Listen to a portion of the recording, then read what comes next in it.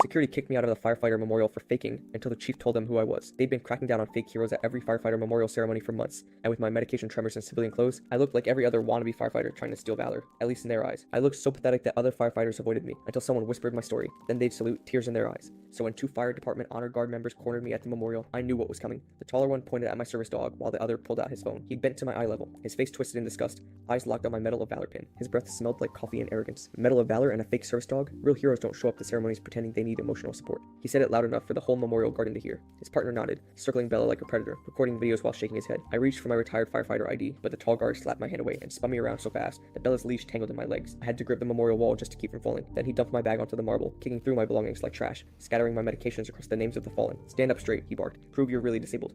I explained my PTSD. He sneered and told me to show my scars. When I pulled down my collar, he poked the melted skin with his finger like it was makeup. Then he crushed my anxiety medication under his boot, one by one, grinding each bottle into powder. Look at this, everyone. Another junkie playing dress up. He yanked open my jacket and ripped the medals off, one by one, grinding them under his heel. He found my father's challenge coin and tried to snap it. Then he found the folded newspaper clipping from 20 years ago and laughed. Hero saves children? Definitely printed this from Wikipedia. He shredded it into confetti. A photo fell from my pocket. My crew from my station. The 5 who went into the fire with me. Only I came out. He held it up, tore it in half, and let the pieces scatter in the wind. Nice Photoshop job, he mocked. Almost looks real. I said nothing. I couldn't. My throat was full of smoke that wasn't there. 20 years dissolved, I was back in the fire. The firefighters screaming through the radio. My brothers were disappearing in front of me all over again. Other attendees started chiming in. A woman in designer clothes shook her head at my trembling hands. But real firefighters don't have panic attacks. Those burns? Probably a meth lab explosion. Someone pointed at Bella. Probably bought that vest on Amazon. The guard noticed my wedding ring. He grabbed my hand, examining the worn gold band. Your wife left because she couldn't stand looking at what you became. Your kids probably tell people their daddy died in that fire. Better than admitting he came out broken. My chest caved in. My daughters hadn't visited since the divorce, and for one terrible second, I believed him. Then his partner grabbed Bella's leash and yanked her away. She whimpered,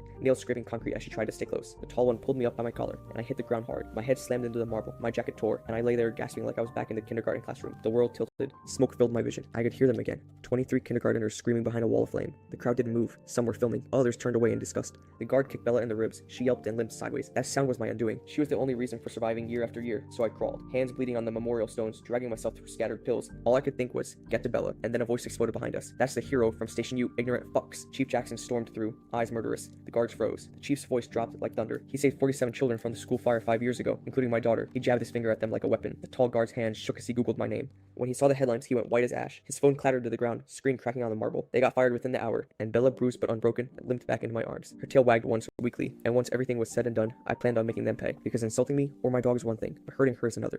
Full story on channel, link below.